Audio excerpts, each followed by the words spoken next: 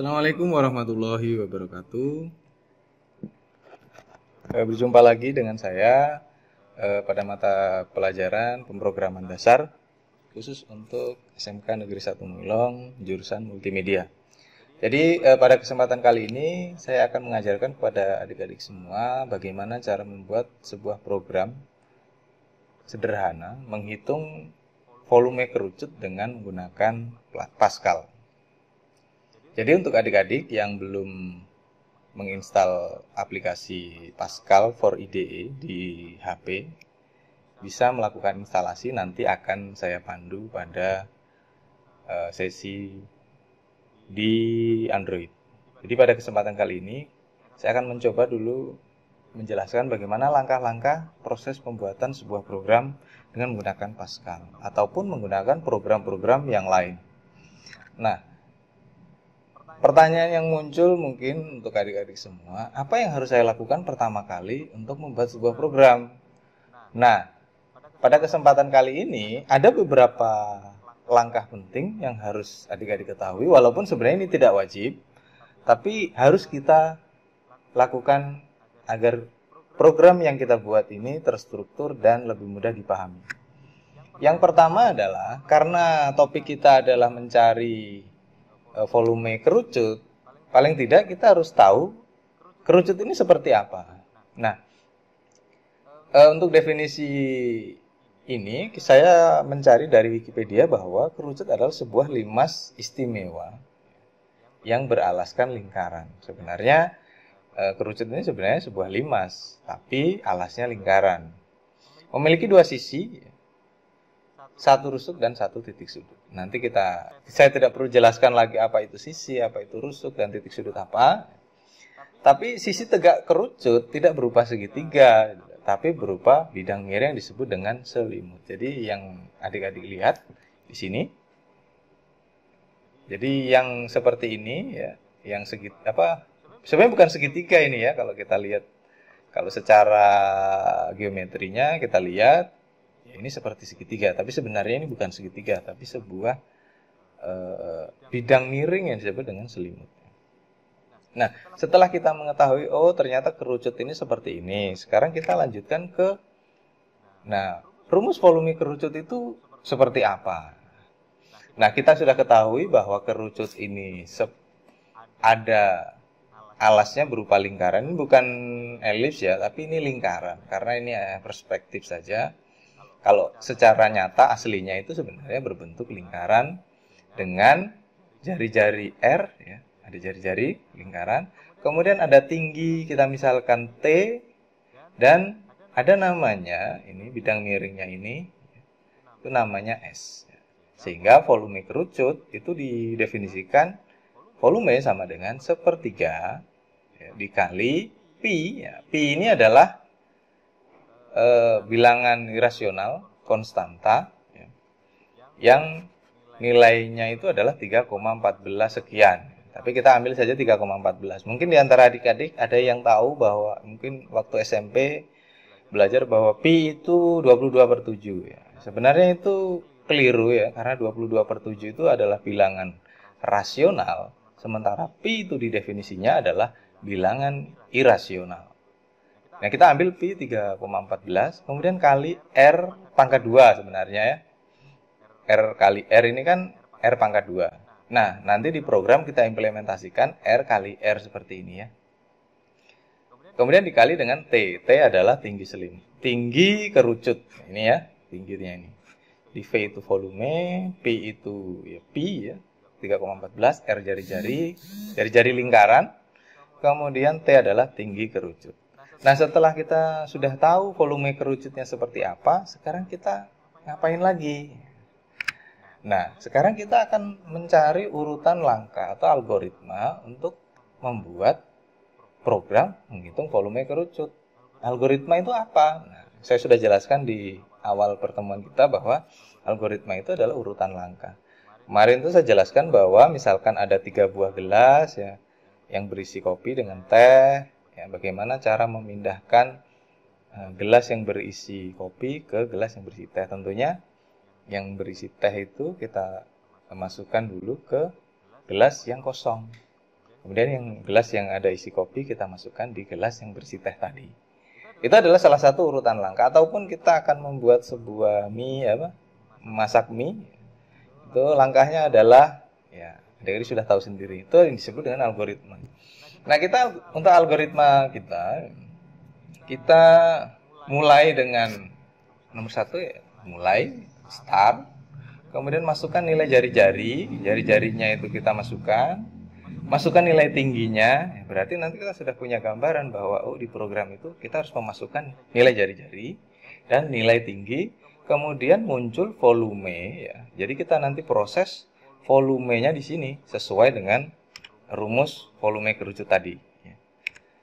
Kemudian kita menampilkan volume dari kerucut. Volumenya berapa nilainya. Kemudian selesai. Ya, kurang lebih seperti itu untuk algoritmanya. Kemudian kita membuat flowchart. Flowchart itu sebenarnya ya mirip-mirip dengan algoritma, tapi dia divisualisasikan ke bentuk shape kalau di Microsoft Word. Kita mulai dari start, kemudian masukkan nilai jari-jari dan nilai tinggi kerucut.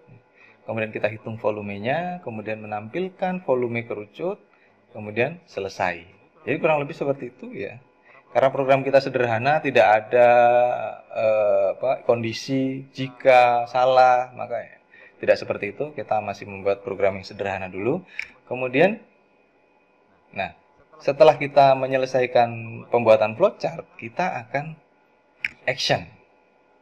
Sekarang kita coba implementasikan ke program kita, ya. Nah, sekarang kita akan coba masuk ke program Pascal kita. Baik adik-adik semua,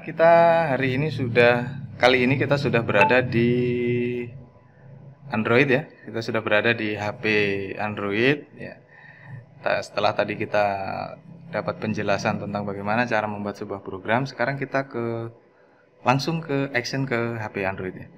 Nah, yang pertama adalah sekarang kita akan coba mendownload dulu aplikasi Pascal di Play Store. Nah, untuk adik-adik yang sudah menginstal aplikasinya, silahkan langsung melanjutkan ke langkah selanjutnya. Nah, karena saya belum memiliki aplikasinya, maka saya mencari dulu aplikasi namanya Pascal for Android.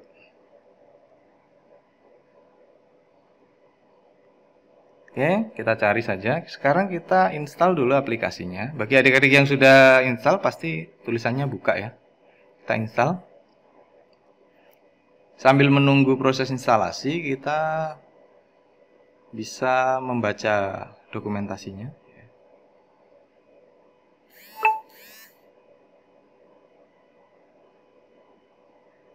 Proses instalasi sementara berjalan. Kita tunggu saja sebentar. Oke, proses instalasi sudah selesai. Sekarang kita coba buka lewat sini, bisa, atau lewat aplikasi yang sudah diinstal. Kita lihat di aplikasinya, ya ini ya, Pascal NIDE. Kita klik. Kemudian kalau ada konfirmasi seperti ini, kita klik saja izinkan. Nah, kita sekarang berada di Pascal. Kalau ada seperti ini, kita bisa close saja ini. Nah, supaya tampilannya sama dengan saya seperti ini, ya. Nah, sekarang kita akan coba membuat sebuah aplikasi dengan menggunakan Pascal di Android ini, ya. Sekarang silahkan adik-adik open or create new file. Nah, kalau sudah ada project-project yang lain, mungkin ada muncul seperti ini. Kalau belum ada, mungkin kosong ini, ya. Sekarang kita klik tambah. Oke, kemudian akan muncul file baru atau buat folder baru. Kita klik saja membuat file baru. Oke, nah sekarang muncul kotak dialog. Masukkan nama file baru. Kita masukkan saja aplikasinya, namanya program. Usahakan jangan memakai spasi, ya.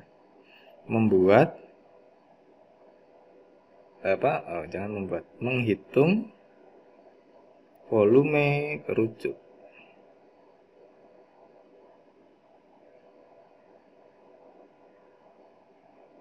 Oke, kemudian kita dari ketiga ini, ya, bisa kita pilih yang pertama saja, program file titik pas. Jadi nanti ekstensinya pas. Kemudian klik OK. Nah, ini adalah deklarasi dari Pascal ya. Jadi untuk adik-adik yang pertama misal Pascal membuat sebuah Pascal membuat aplikasi dengan Pascal akan mendapatkan seperti ini. Nah, kalau kita untuk eksekusinya akan mengeksekusi sebuah aplikasi ini, kita bisa klik tanda segitiga yang ada di atas ini ya. Ataupun centang ini bisa ya, silahkan klik tanda centang. Kompilasi berhasil, kemudian kita klik tanda segitiga yang ada di atas. Oke ya, jadi belum bisa kita lakukan karena ya kita belum mendeklarasikan fungsi-fungsi yang lain. Ya.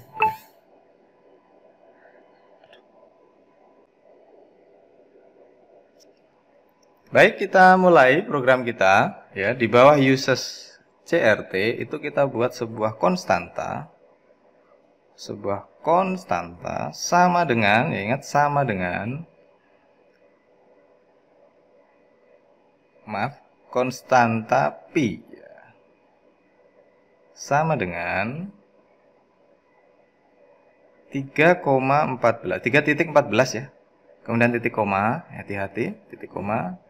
Kemudian setelah konstanta kita buat sebuah variabel R jari-jari titik 2 real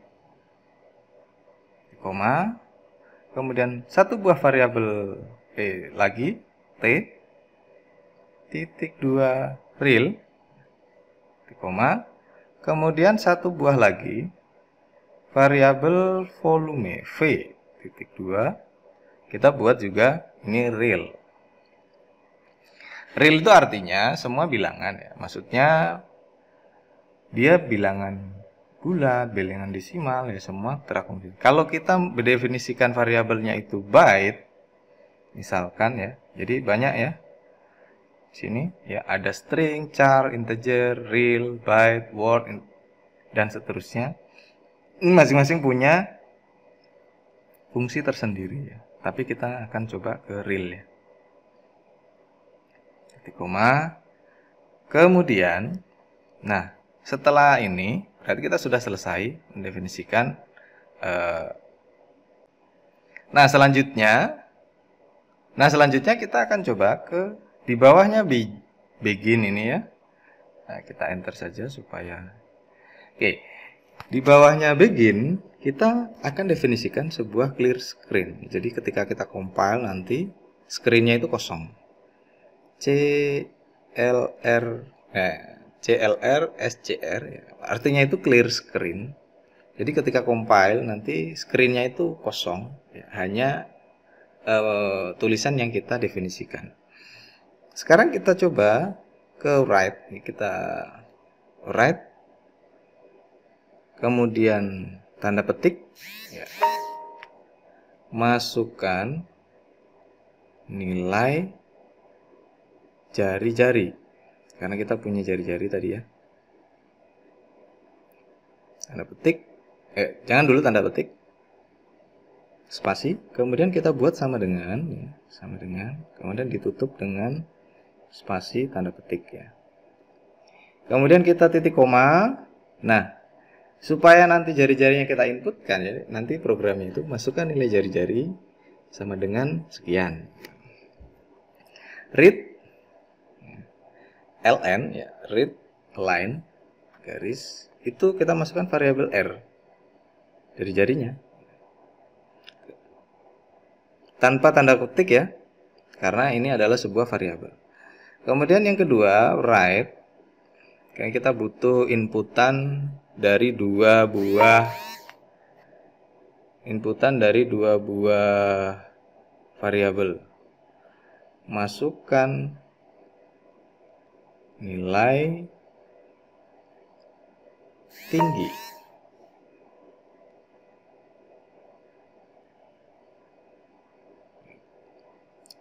Spasi, kemudian kita buat sama dengan spasi lagi, kemudian kasih tanda petik. Nanti kalian akan lihat apa fungsi dari spasi ini ya. Nanti kita akan lihat. Kemudian kita read, kemudian kita masukkan variabel dari T, tingginya. Nah, sekarang kita akan mengeksekusi rumusnya. Volume sama dengan, titik 2 sama dengan ya, 1/3, masih ingat tadi rumusnya, kali Pi, kali 1/3 kali Pi kali R. Ingat R besar, kalau kita definisikan variabel R besar, maka R besar kali lagi R, Pi R kali lagi, kali dengan T, titik koma. Nah, sekarang kita akan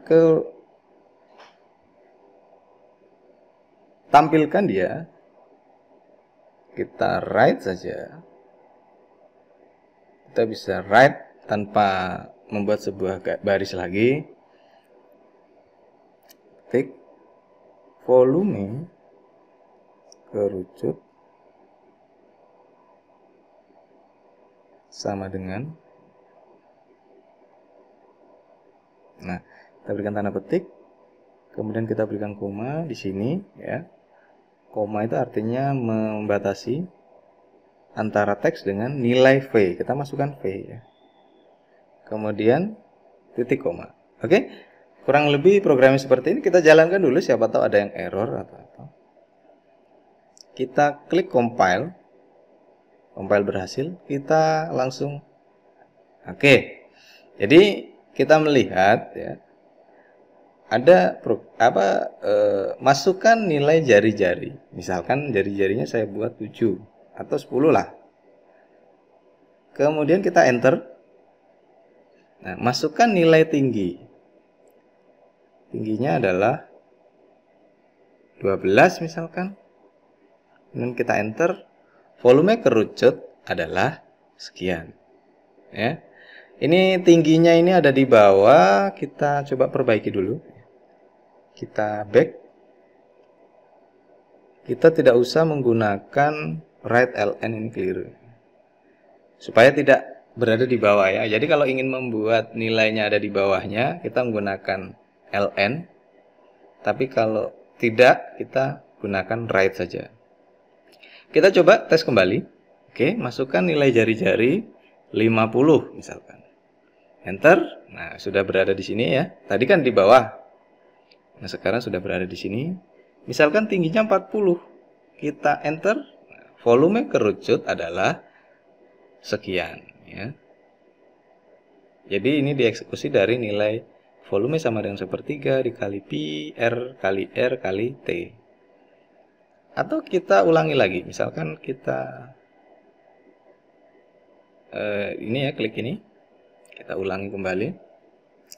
Jari-jarinya misalkan 10. Enter, tingginya 5, enter, maka volume kerucutnya adalah 523, sekian ya. Jadi kurang lebih seperti itu. Kita kembali. Jadi kurang lebih ini adalah sebuah program bagaimana cara membuat sebuah volume kerucut. Nah, untuk variabel ini ya, itu bisa kita definisikan seperti ini. Kita hapus ini. Kita hapus yang ini. Kemudian di R ya, di R kita berikan koma dia. Kemudian T, kemudian koma V. Jadi kita definisikan variabel R, T dan V itu adalah real. Kita compile, hasilnya sama saja ya. Ya, hasilnya sama saja. Dan kodenya lebih singkat ya. Lebih clear lah istilahnya. Jadi kurang lebih seperti itu adik-adik. Bagi yang masih bingung silahkan bisa dicoba. Bisa di stop video ini kemudian dilihat kodenya ya, apa yang salah ya. Jangan lupa antara titik 2 dan titik koma itu fungsinya berbeda. Jadi kalau yang di variabel sini itu titik 2, kemudian yang di sini ya, setelah kode program itu selalu diakhiri dengan titik koma. Jadi kurang lebih seperti itu. Bagi adik-adik yang masih bingung bisa ditanyakan di forum atau di WA group ya. Jadi mungkin itu dulu pelajaran yang bisa saya berikan. Silahkan adik-adik mencoba dengan menggunakan program-program yang lain seperti volume bola ataupun volume balok, kubus dan lain sebagainya. Baik, assalamualaikum warahmatullahi wabarakatuh.